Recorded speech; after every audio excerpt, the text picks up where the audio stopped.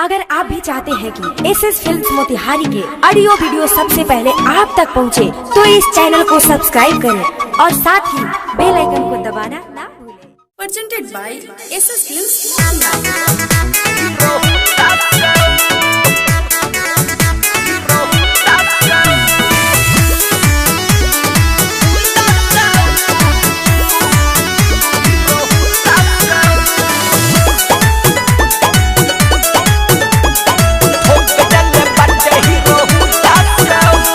रहे स्कूलवा के छुट्टी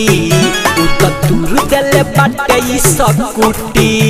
दूर दिल बाटे सकी रहे स्कूलवा के छुट्टी दूर दिल बाटे सकुटी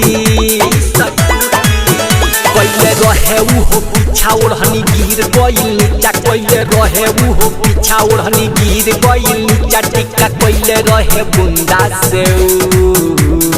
कम नहीं रहे कोनो बुंदा से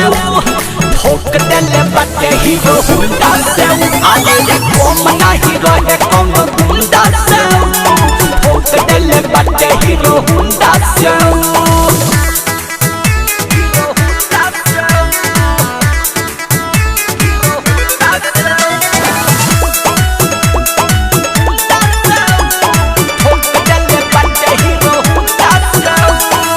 हमरा के अखियाऊ मारत रहे सोना जानू त मुहवे पकहे सखी रे वो कदा के दिहनी ना लहे लाइन मारत रहे उ जहे तहे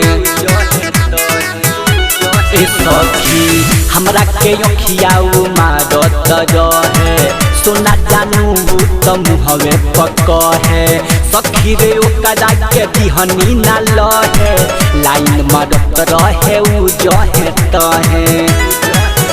उजर पेन्ही के सवट रहे मोछ ऐठत उजर पेन्ही के सवट रहे मोछ ऐठत गाड़ी नंबर रहे हो कर दू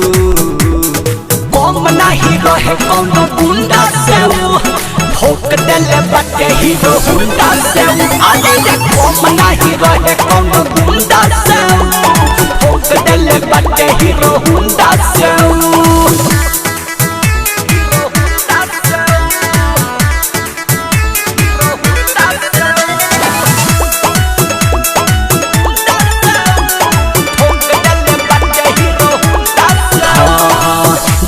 तानियो कदा घरवा के पाता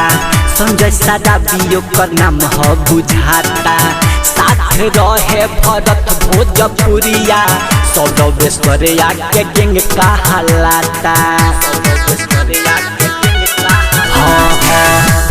तानियो कदा घरवा के पाता संजय सादा बियो कर नाम हो बुझाता